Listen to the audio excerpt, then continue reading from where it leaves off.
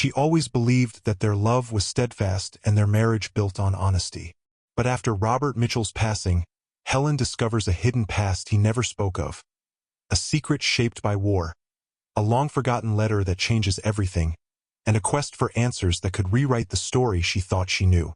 Before we dive into the story, let me know where you're tuning in from today, and if you enjoy this video, be sure to give it a like and subscribe for more.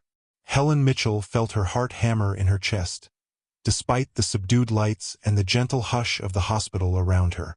The days blurred into a haze of antiseptic smells, routine checkups, and the muted beeping of machines, each sound a reminder that life was slowly slipping away from her husband, Robert.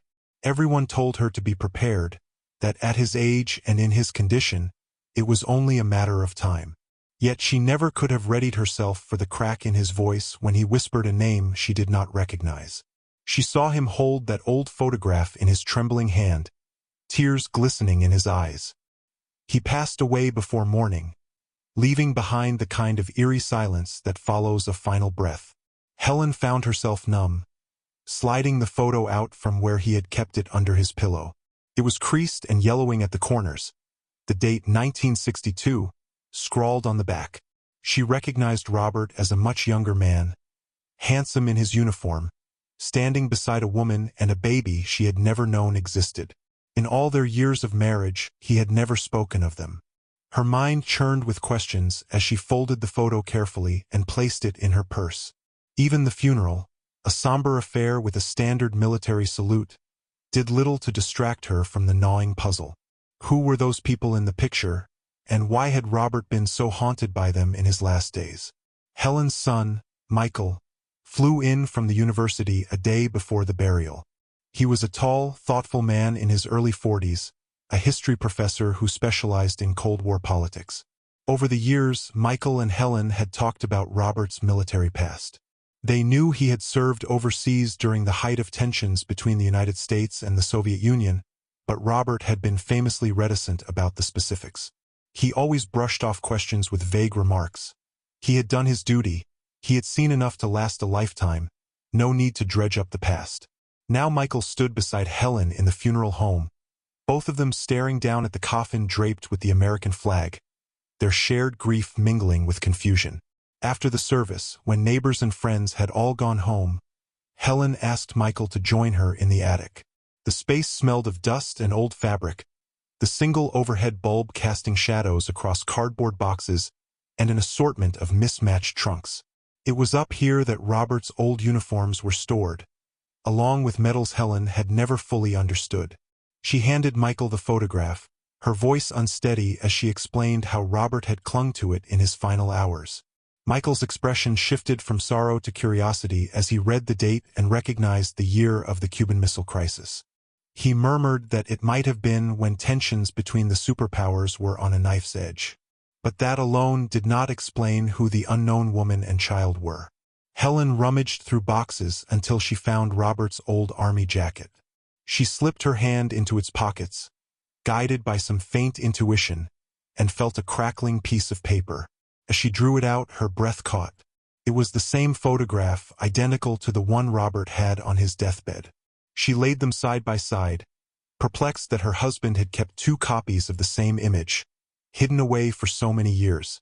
On the back of both, written in Robert's neat handwriting, was the date, 1962. No more details, no names. Just that single clue and the uniform that Robert wore in the picture, which seemed to match the jacket in Helen's hands. A swirl of memory flitted through Helen's mind. Times when she had asked Robert about his tours of duty, the postings he had in Europe.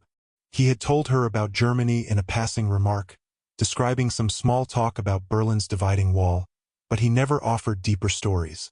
She remembered how a hint of sadness would shadow his eyes when she pressed for details, prompting her to let the subject drop.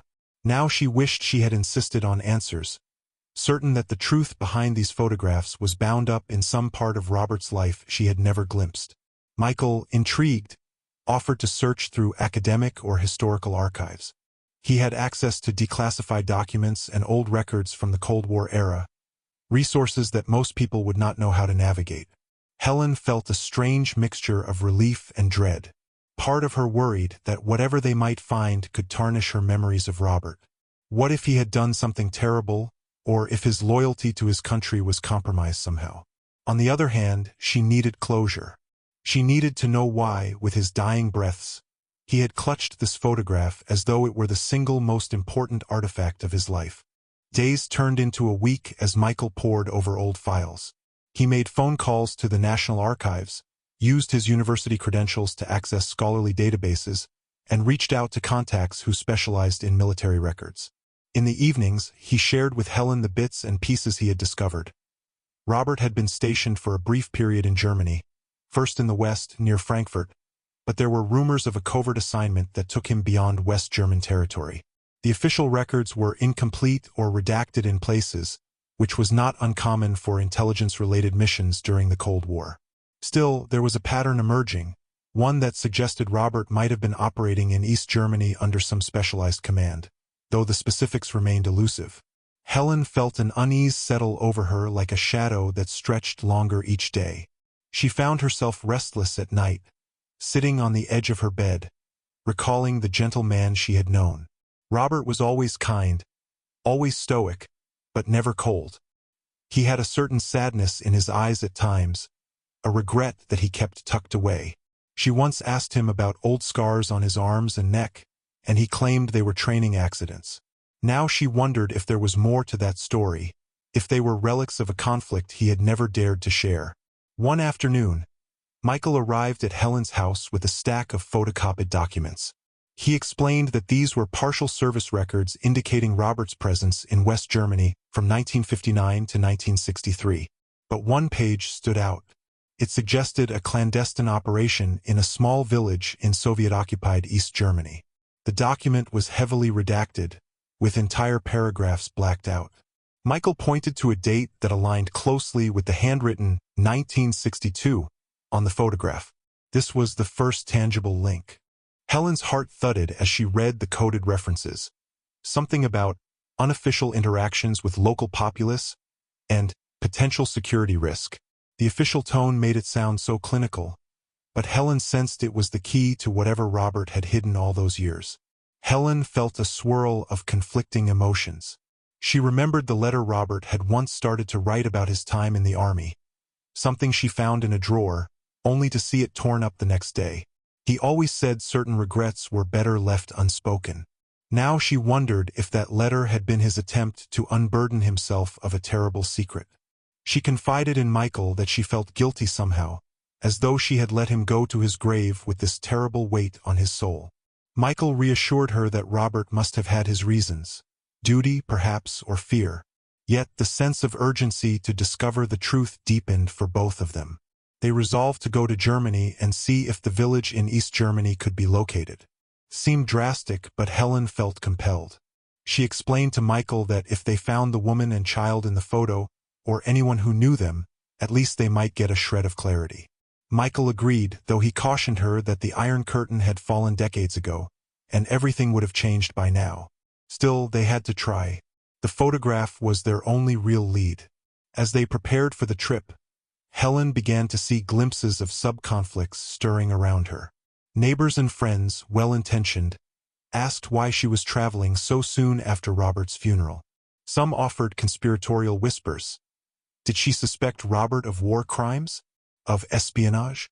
The rumor mill churned, raising Helen's anxiety. She assured them she just needed closure, that it was personal. Yet deep down, she worried about what she might discover. Perhaps Robert had done something that forced him to hide pieces of his past.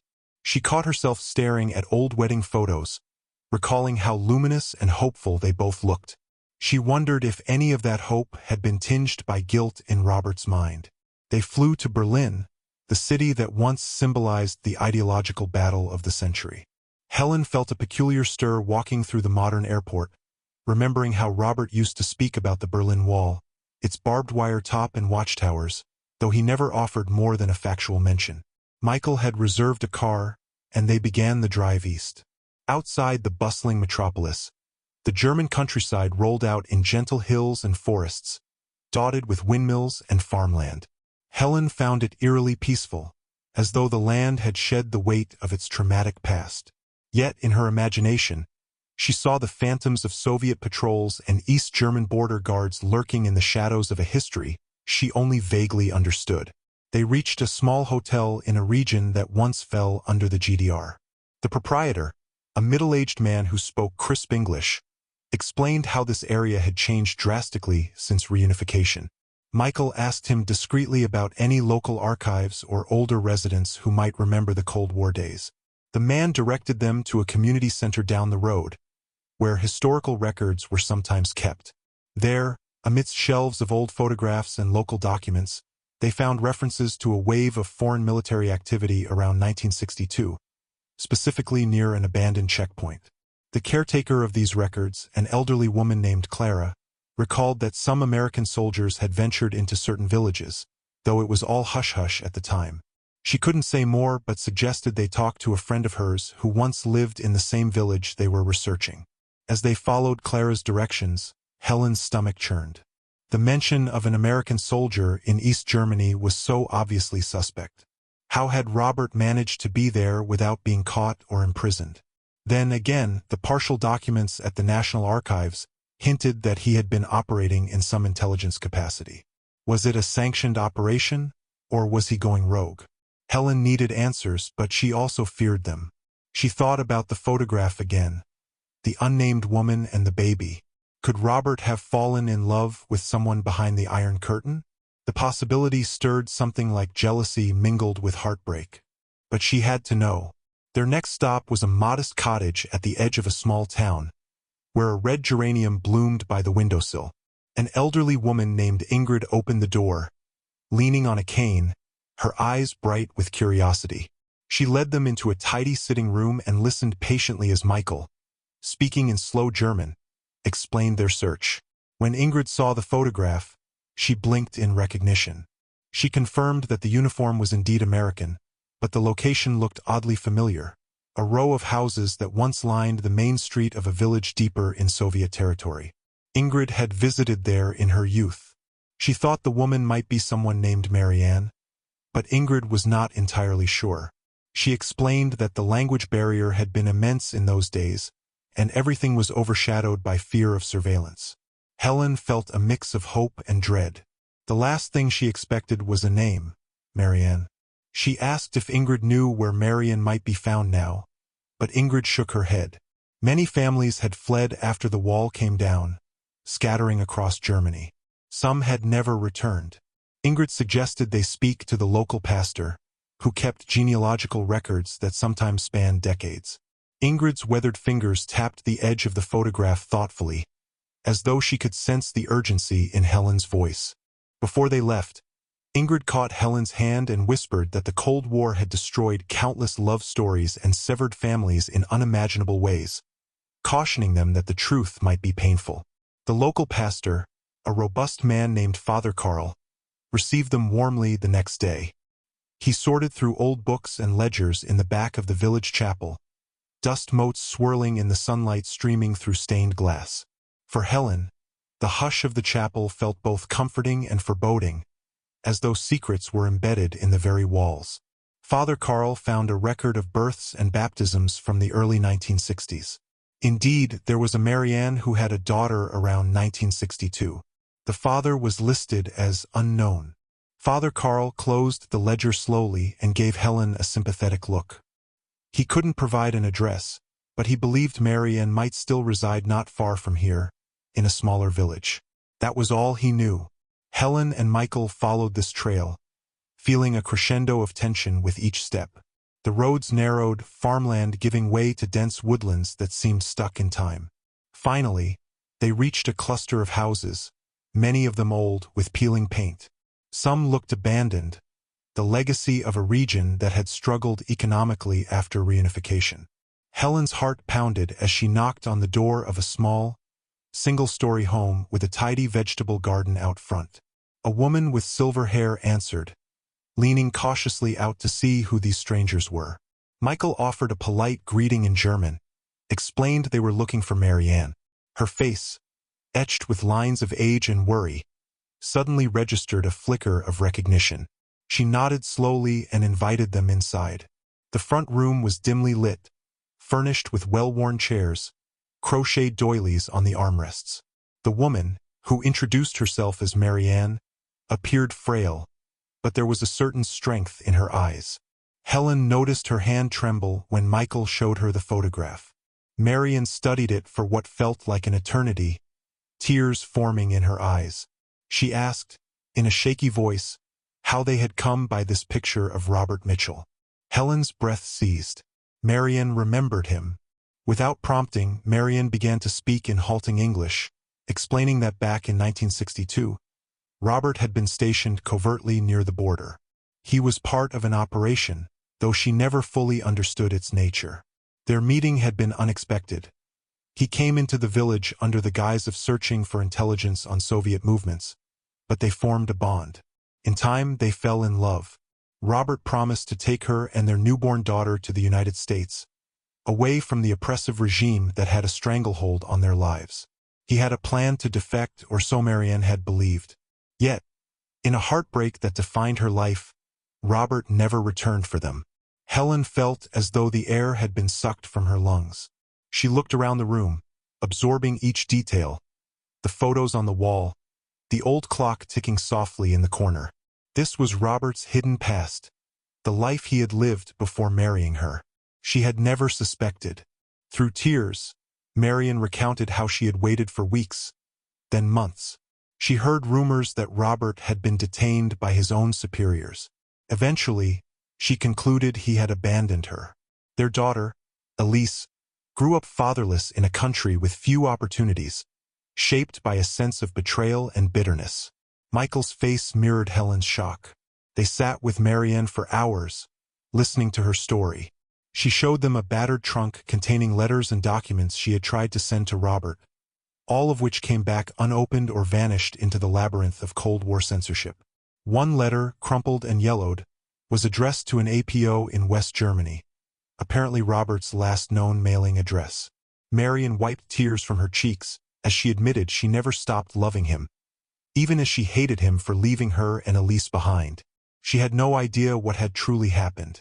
Now, learning that Robert had since died reopened old wounds she thought had scarred over. Helen barely slept that night, haunted by what she had learned. She kept recalling the final moments of Robert's life, how he had clutched that photograph and whispered a name. She realized now that he must have been trying to tell her about Marianne and Elise. Perhaps he had hoped to say the words he never could say in life, that he had left a family behind. The guilt of it all must have weighed on him like an anchor dragging him down. As Helen looked through the scattered evidence Marianne had shown them, she noticed references to American intelligence, along with a mention of Robert facing disciplinary action if he continued fraternizing with locals. It sounded official, though Marianne had only pieced bits of it together from what Robert told her. The idea that Robert might have been threatened by his own government, forced to abandon Marianne and Elise, both horrified and saddened Helen. This was a dimension of Robert's character she had never known existed. Someone torn between love and duty, trapped by the politics of a global standoff. Michael tried to make sense of the intelligence angle. He theorized that the army discovered Robert's plans to defect or to escort Marianne and the baby across the border, seeing it as potential treason. If Robert's feelings compromised his mission, the brass might have taken severe measures to keep him loyal, threatening him with prison or worse. Even if it was more benign, the fear of being court-martialed under suspicion of betraying his country would have been enough to force Robert to make an impossible choice. From the records Michael uncovered, it seemed plausible that Robert's superiors intervened, intercepting letters and ensuring Marianne could never reach him. Stripped of any chance to explain himself, Robert returned to the United States under a cloud of secrecy and heartbreak, burying this painful truth forever. Helen found her mind reeling at these revelations. She thought back to the day she first met Robert, how gentle he was, how carefully he listened to her stories. He always displayed a certain reserve, but she had assumed it was the natural stoicism of a military man. Now she understood that behind that reserved exterior lay a well of sorrow. He married Helen, but a piece of him must have remained in East Germany, locked away behind barbed wire and armed guards. A hidden love, a child he never saw grow up. She tried to picture Robert torn between his loyalty to the army and the woman who had borne his daughter. The heartbreak of it nearly made her dizzy. In the morning, they visited Marianne again. This time, Marianne's daughter, Elise, was there, summoned by her mother with a trembling phone call. Elise was in her 60s now, her hair streaked with gray, her eyes sharp with guarded distrust. She stared at Helen and Michael, sizing them up as intruders into a wound she had spent her life trying to heal. She refused to speak English, so Michael translated everything back and forth. Elise admitted she had no memories of her father, just the vague sense that he had abandoned them. She had grown up in a harsh environment, her mother scraping by under the watchful eyes of the authorities, who suspected anyone with ties to the West. When Elise turned 20, she managed to leave for another city, but her relationships always felt overshadowed by that sense of having been unwanted by a father who vanished. Helen felt tears prick her eyes as she listened to Elise's cold, clipped tone. She wanted to reach out and tell this woman how sorry she was, how none of this was Elise's fault.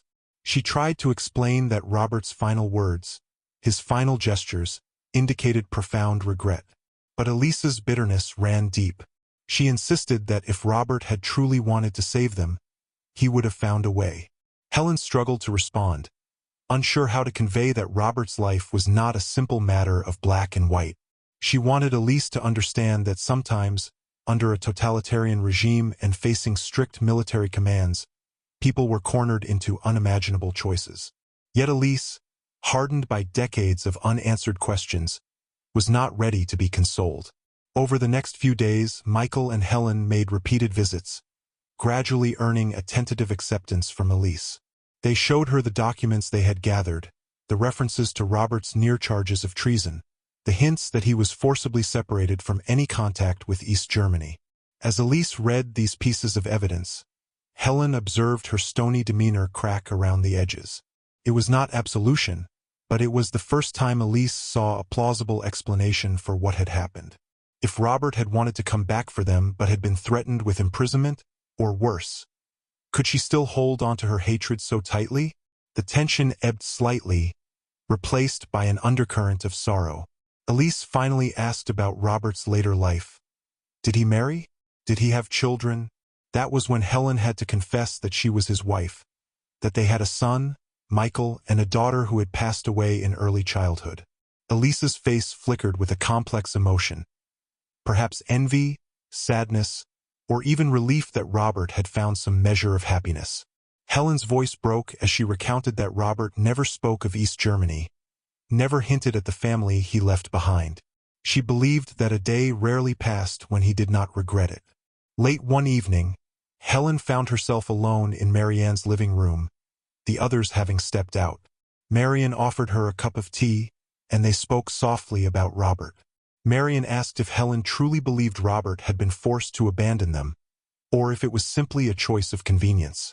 Helen admitted she had seen the torment in Robert's eyes, though she never understood its source. She believed that if Robert had been free to choose, he would have done so differently. Marianne nodded, tears rolling down her cheeks. She confided that she had always suspected there were bigger forces at play, especially when she tried to mail letters and found them returned or disappeared entirely. Yet the heartbreak of never knowing overshadowed all else. As the days passed, Helen and Michael realized that simply presenting the documents was not enough to erase a lifetime of pain for Elise. They yearned to find some official record, a final piece of proof that Robert had tried to rescue Marianne and Elise, only to be thwarted. Michael reconnected with his contacts in Berlin, searching for any declassified intelligence files that might confirm the U.S. Army's role in blocking Robert's plan. After some back and forth with archivists, he discovered a cryptic mention in a memorandum from 1962 referencing Mitchell, R., and compromised operational integrity. It indicated that Mitchell had shown divided loyalties, and that certain preventative measures were taken to maintain his compliance. That, in cold official language, sounded like blackmail. When Michael showed this memorandum to Elise, her expression hardened. "So he was blackmailed," she said through Michael's translation. "He chose his own freedom over ours, that's what it means." Helen felt compelled to speak, her voice trembling. "I think he was terrified," she said. "He was a soldier who believed in duty, who had superiors threatening him with treason. Maybe he thought if he tried something else, they would kill you both or have you jailed. They threatened him with more than just a prison sentence. He was trapped." Elise pursed her lips, wrestling with the notion that Robert was not the cold-hearted deserter she had long believed. She did not break down in tears, nor did she openly forgive him. But a seed of empathy was planted, evident in the faint quiver of her gaze. Months later, Helen and Michael returned to the United States, having promised Elise and Marianne that they would keep sharing whatever else they found. The emotional toll on Helen was immense, yet she also felt a strange kind of relief in knowing the truth. Her nights were still restless, thinking about how Robert had carried this burden for decades. She remembered the moment when they first met, how he had seemed distant yet drawn to her warmth. Perhaps he saw in Helen a chance to start anew, though his past was never truly gone. Back home, Helen discovered that sorting through Robert's possessions was no longer just a matter of routine. Now each item hinted at hidden significance. She opened old boxes of letters, diaries from his time in Germany, scanning every line for references to Marianne or Elise. The diaries were sparse, full of coded references. One entry read, "I see no way out. They're watching me. If I try, they'll bury me." Another said, "I can't bring them here. I've been warned. One more slip and it's done." Helen read these words with tears streaming down her cheeks, imagining the turmoil Robert must have felt. This was the final piece of the puzzle, a confirmation that he had indeed tried to do something but was under constant threat. She forwarded scans of these diary entries to Elise. The response was long in coming, but eventually, a letter arrived from Germany. Elise wrote that she needed time to process everything. She believed that Robert had loved her mother but was trapped by the machinery of Cold War politics. At the end of the letter, Elise wrote a single question: "Do you think we can ever meet at his grave?" Helen held the letter close to her chest, feeling both sorrow and hope. Elise's question was an answer in itself. She was willing to come to the United States, to pay respects to the father she never knew. It took several more months to arrange, but eventually Elise and Marianne made the journey. They arrived at the airport looking exhausted and uncertain. Helen waited with Michael, her heart pounding. When Elise stepped through the arrival gate, they exchanged hesitant smiles. The moment was awkward, overshadowed by the weight of decades of separation. Marianne stood behind Elise, her gaze flitting around, as though she were seeing a dream unfold. Helen fought the urge to collapse into tears. Instead, she offered them both a gentle hug, bridging an unspoken divide. Over the next few days, Helen showed them the modest house where Robert had lived, the quiet streets he used to walk, the nearby lake where he liked to fish. She showed them pictures of her wedding day, Robert's gentle smile, the children they raised. Marianne asked if Robert ever spoke about East Germany, about the daughter he left behind. Helen felt a lump in her throat as she admitted that Robert had been silent to the end, only whispering fragments in his last hours. Yet she believed that his silence was born of shame and regret, not indifference. Finally, the day came to visit Robert's grave. A brisk wind rustled the leaves as they stood in the quiet cemetery. The headstone, bearing his name and military rank, was adorned with fresh flowers Helen had placed there earlier. Elise's eyes shone with unshed tears as she approached. She knelt, placing a trembling hand on the cool marble. Michael, standing beside her, offered a gentle translation of her German whispers. She spoke of the father she never knew, the nights she spent hating him, and the complicated forgiveness now swirling within her.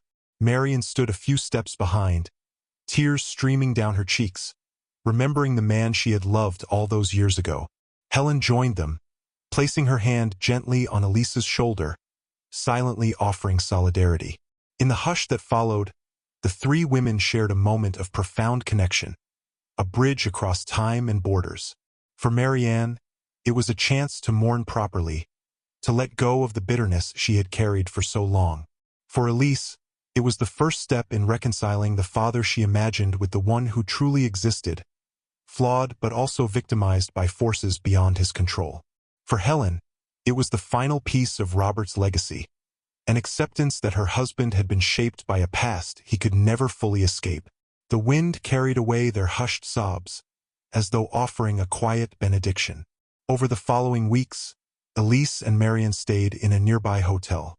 Helen insisted on spending as much time as possible with them, forging a bond that might heal the losses of the past.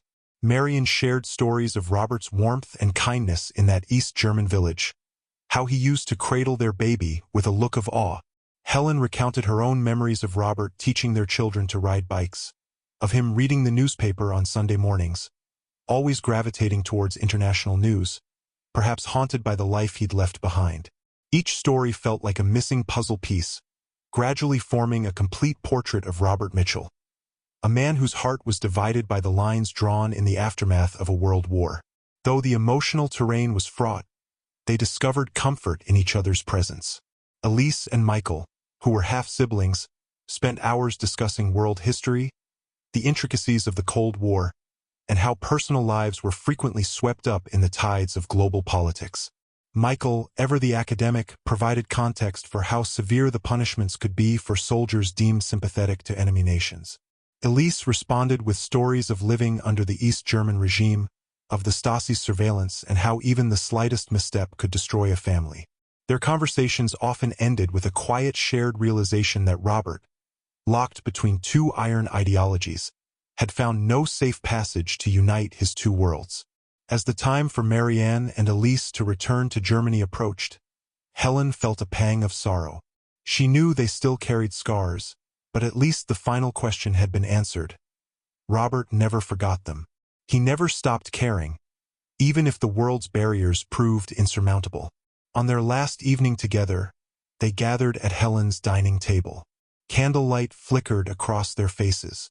Marian presented Helen with a worn pendant, explaining that Robert had given it to her on a whim, a small token of affection he said represented hope. Marian had held on to it all these years, but now she felt it belonged with Helen, who had loved Robert in the decades since. Helen accepted the pendant with trembling hands, feeling the weight of the years pressing down. She clasped it around her neck, tears in her eyes.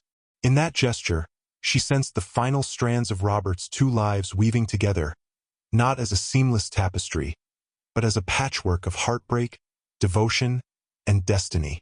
Elise squeezed Helen's hand in an unspoken truce, a sign that she, too, was moving toward understanding. For a moment, they all sat there in silence, letting the crackle of the candle and the hush of the night speak for them. When Marianne and Elise departed, Helen stood at the doorway, watching as the taxi pulled away, feeling both heartache and gratitude. She had lost Robert, but gained a new connection, a stepdaughter she never knew existed, a shared grief that might become a shared healing. In the weeks that followed, Helen busied herself organizing Robert's diaries, scanning them into digital files, and translating them with Michael's help for Marianne and Elise.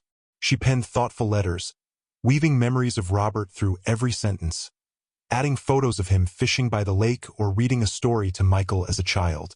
The distance no longer felt like an unbridgeable gulf. It felt like a path they could travel together in shared remembrance. Helen also found an unexpected sense of purpose in the aftermath. She volunteered at a local veterans center, offering support to families who struggled with the shadows of secret missions and unspoken traumas. She realized that Robert's story was not unique. There were countless soldiers who returned from war carrying burdens they dared not share. Some had hidden children, hidden regrets, scars that ran deeper than any official record would admit. Helen's empathy for these silent struggles led her to become a confidant for others, forging a legacy that honored Robert's memory by breaking the cycle of secrecy. Michael, for his part, began incorporating his father's story into his lectures. He treated it as a case study of the personal toll the Cold War exacted, weaving in historical context with deeply human elements. He found his students rapt, moved by how global politics could tear apart individuals and families. He often ended these lectures with the reflection that beneath the propaganda and ideological posturing, real people lived with heartbreak, longing, and moral dilemmas. His colleagues commented on how his teaching had become more impassioned, more richly informed by first-hand accounts. It was as though understanding his father's hidden past unlocked a deeper moral dimension in Michael's academic pursuits. A year passed, and Helen invited Marianne and Elise to return to visit. This time, they arrived with less apprehension. Elise's English had improved. She had taken classes back home, eager to communicate more directly. Over dinner, they spoke of everyday matters: grocery prices, health concerns, small joys in life, like a family forging a new normal. While the sting of the lost decades never fully disappeared, it had softened into a shared acknowledgement of fate's cruel hand.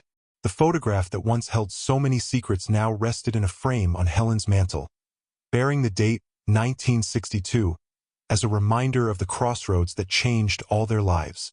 They visited Robert's grave again, this time placing fresh flowers without the heaviness of raw grief. Elise whispered a few words in English, hesitating over her accent. She said something that ended with a quiet "Papa," before stepping back with a sad smile. Helen's eyes brimmed with tears. She realized that even if Robert never got to see this moment, his final wish, unspoken though it was, might have been to bring his two families together. In that sense, he had achieved it, albeit through the heartbreak of secrets and the ultimate tragedy of his passing. Helen sat by the grave for a while after Marianne and Elise wandered off to admire the surrounding area. She pressed her hand against the headstone and spoke softly. She told Robert that she forgave him for not telling her, for carrying this secret so long. She understood now that the cost of those secrets had been more than he could bear alone. She felt the breeze rustle through the cemetery, carrying the scent of cut grass and distant blossoms. For the first time since Robert's death, Helen sensed that a weight had lifted from her shoulders. She had discovered a truth that was harrowing, but also humanizing, revealing the depth of the man she loved. They ended the day sharing stories on Helen's porch, the sun dipping below the horizon in a blaze of red and gold. Michael asked Elise about her life in Germany, her experiences under the communist regime, how she adapted to the changes after the wall fell. Elise spoke candidly, occasionally growing emotional. She told them how she spent years blaming everything on a father who never came. Yet now, she was starting to see that the real culprit was a system that forced impossible choices. Marian chimed in, reflecting on the heartbreak of a single letter that never arrived, a plan that was stifled by men in uniforms who knew nothing of love or family. Helen listened, her eyes glimmering in the twilight, grateful that they could share these truths openly instead of letting them fester in silence. A few days later, Marianne and Elise prepared to return to Germany. This time, their farewell at the airport felt more like a "see you soon" than a final goodbye. Elise hugged Helen tightly, and Marianne kissed her cheek, thanking her for welcoming them. Helen promised to visit Germany one day, perhaps to see the place where Robert had first fallen in love with Marianne, where Elise was born under the shadow of the Iron Curtain. They parted with tears, but also with hope, forging a new bond that transcended borders and decades of separation. After they were gone, Helen drove home with Michael, the two of them sharing a thoughtful silence. As they reached the familiar driveway, Michael turned to his mother, his voice thick with emotion. He said he never realized how deeply war could cut into people's personal lives, how unstoppable the tides of history could seem. Helen nodded. She replied that if there was any lesson to learn from Robert's secret, it was that love could survive the harshest walls and boundaries, even if it remained hidden for years. And in the end, uncovering that love might be painful, but it was also the most powerful way to heal. In the months that followed, Helen continued her volunteer work, offering empathy and support to those touched by the hidden wounds of conflict. She and Michael maintained regular contact with Elise and Marianne, writing letters and emails that carried stories, photographs, and even mundane daily updates that knitted their lives closer. Elise sent Helen pictures of her own children, Robert's grandchildren. Helen's heart warmed each time she saw them. She imagined Robert smiling, finally knowing that a part of him lived on across the ocean, bridging the gap he once thought impossible to bridge. One day, Helen decided to visit the old trunk in the attic again, the one where Robert had kept his uniforms. She opened it and carefully sifted through the items, feeling nostalgia and sorrow in equal measure. She paused at the sight of a worn piece of cloth. It was a small baby blanket, embroidered with a pattern of daisies. Helen's heart constricted as she realized that Robert must have kept it as a token, perhaps from his clandestine time with Marianne and newborn Elise. She hadn't noticed it before, but now she saw faint handwriting on one corner, for 1962. Helen lifted it gently, tears welling. Even though he hadn't been able to be there for Elise, he had cherished these fragments of her infancy. It was all he could do. Helen wrapped the baby blanket in tissue paper and mailed it to Elise, along with a letter explaining where she had found it. Elise's response arrived a few weeks later, a heartfelt note expressing how deeply touched she was. She had never received a single gift from her father. Now, even though it arrived decades too late, it felt like a symbolic olive branch from the past. In her letter, Elise wrote that she was beginning to understand the complexities that had defined her father's life, and while she would always carry a measure of sadness, she was learning to forgive. Time rolled on. On the anniversary of Robert's death, Helen, Michael, and a few close family friends gathered at the cemetery. They shared memories of Robert, his generosity, his dry wit, his unwavering sense of honor. Helen laid a small wreath of wildflowers on the grave, each bloom representing a piece of the puzzle that had finally come together. She thought of how Robert's story might serve as a cautionary tale about the human cost of political divides, and also as a testament to how truth, once revealed, could mend even the most profound rifts. That evening, Helen found herself writing in a diary, something she had not done since she was a young girl. She wrote about Robert's life as she now understood it. A soldier caught between two worlds, forced to abandon the child he loved, marrying another woman while haunted by guilt. She also wrote about how that guilt had given way, in the end, to a desperate, dying attempt to share the truth with Helen. She felt an odd sense of gratitude that they had discovered the secret in time to rectify some of the damage. She ended her entry with a simple statement, "Robert, I forgive you. We all do." A few weeks later, Helen received a small package from Germany. Inside was a framed photograph. It showed Marianne and Elise standing in front of the old village home where Elise had grown up, wearing gentle smiles. Next to them was a photograph of Robert in uniform, propped on a small stool, as though he were there in spirit. A handwritten note read, "For the family he never stopped loving." Helen held the frame to her chest, tears slipping down her cheeks. She thought about the cruelty of history that had kept them apart, and the kindness of truth that had finally brought them together, albeit too late for Robert to witness with his own eyes. Life moved forward, but the memory of Robert's secret lived on in their hearts, no longer a source of pain and bitterness, but a story of sacrifice and endurance. Helen visited East Germany the following year, traveling with Michael to see Marianne and Elise once again. They walked the cobblestone streets of the village, pointing out places Robert might have been, imagining him in the bloom of youth, brimming with hope. The sense of closure was palpable. Even though the ghost of the Cold War hovered in the architecture and the older residents' stories, the new generation had moved on, celebrating a Germany reunited. During that visit, Elise took Helen to the gravestone of Marianne's parents, who had passed years before. Elise shared how they had never approved of Robert, believing any foreign soldier to be an enemy, so they never forgave him for leaving. Now, Elise wanted to bury that hostility forever. She laid a single rose at the grave, telling them, wherever they might be, that they were wrong. Robert was not the villain they imagined. He was another victim of the lines drawn by armies and governments. Helen felt a sense of peace settle over her as she placed her hand on Elise's shoulder. Eventually, Michael had to return to his job, and Helen began to consider how she might spend her remaining years. She stayed an extra week in Germany, forging a closer bond with Marianne. Together, they shared stories about Robert's quirks. How he loved classic jazz, how he insisted on rolling his sleeves in a particular way, how he always found quiet corners to read alone. Marianne laughed, recalling how naive they both were in 1962, convinced that love was enough to break through the barbed wire and watchtowers. Helen nodded, reflecting on how Robert carried that same naive hope when he started a family in the United States, despite the secret he was hiding. Helen eventually left Germany with a heavy heart but a lighter soul, taking with her new photographs and a sense that the circle was now complete. She wrote to Elise often, sometimes in English, sometimes letting Michael help with translations, ensuring that their bond continued to grow. Marianne's health declined, and she passed away a year later. Elise wrote to Helen with the sad news, saying her mother's final words were about Robert, how she forgave him and prayed he was at peace.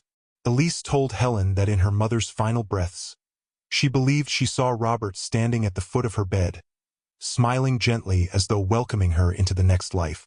Helen received that letter with a quiet sense of awe, imagining a reunion in some realm beyond mortal boundaries, where no walls or barbed wire existed. She walked to the mantel, where the old photograph still rested in its frame. This time, she picked it up and let her gaze linger on Robert's youthful face, the woman beside him, the baby in her arms. It had once been an image of betrayal and secrecy, but now it felt like a testament to the resilience of love. She whispered a soft farewell, sending her gratitude across time to the man who had, in his own flawed way, tried to protect everyone he cared about. Years slipped by, and Helen found herself telling the story of Robert's secret to her grandchildren, weaving it into a broader lesson about empathy and understanding. She explained that sometimes people do the best they can in impossible circumstances, and that the real enemy is often the system or the fear that traps them. Her grandchildren listened with wide eyes, struggling to imagine a world so divided. Helen felt comfort in their innocence, hoping that future generations would never face the same constraints. On the 10th anniversary of Robert's passing, Helen traveled once more to that quiet cemetery. She carried a small bouquet of wildflowers. The day was bright, the sky a piercing blue. Kneeling by the grave, she placed the flowers gently against the headstone, running her fingers over Robert's name and the engraved insignia of his service. She spoke to him softly, telling him that Elise was doing well, that she had found some measure of happiness despite everything. She spoke of Marianne's passing, assuring him that she had never truly stopped loving him. She spoke of how Michael continued to teach, using Robert's story as a cautionary and deeply human tale. Finally, she thanked him for the love he had given her, even if it was incomplete. Rising slowly, Helen felt a breeze curl around her, rustling the leaves. She imagined Robert there, a hint of a smile on his lips, relieved that the secret he had carried to his deathbed was no longer a source of silent anguish. She imagined he might be proud of how Helen, Marianne, and Elise had come together, forging a bond out of the fragments he left behind. A single tear rolled down Helen's cheek as she walked away, leaving the wildflowers to sway in the gentle wind. Back at her house, she noticed the old uniform jacket was still stored in the attic, the same one where she found the photograph. In a contemplative mood, Helen carefully removed the jacket from its box, smoothed its fabric, and decided to donate it to a local museum dedicated to military history. Before handing it over, she took a moment to slip her hand inside one last time, feeling the invisible imprint of Robert's presence. The curator at the museum thanked her profusely, explaining that personal artifacts like these helped keep history alive in ways textbooks could not. Helen nodded, thinking of how many silent stories likely lay hidden in old closets and attics, waiting for someone to uncover them and make sense of the past. As she left the museum, Helen paused by a display chronicling the Cold War. Photos of barbed wire, the Berlin Wall, anxious soldiers with rifles poised. She swallowed hard, remembering how deeply those events had shaped her own life without her even knowing. She walked away with a bittersweet sense of closure, grateful that she could at least salvage the truth from the jaws of secrecy. In the end, the aftermath of Robert's secret was not purely sorrowful. It sparked connections that traversed oceans and half a century. It allowed Elise to find a measure of peace, to know that her father had not deliberately forsaken her. It granted Marianne the knowledge that love could endure, even if forced into silence for decades. And it showed Helen that sometimes the bravest act of love is to face the truth, no matter how painful, and to share it with those who deserve to know. Their family story, once fractured by history, pieced itself together with compassion, honesty, and a willingness to forgive. Thanks for watching till the end. If you enjoyed the story, give this video a like if you haven't already and subscribe for more.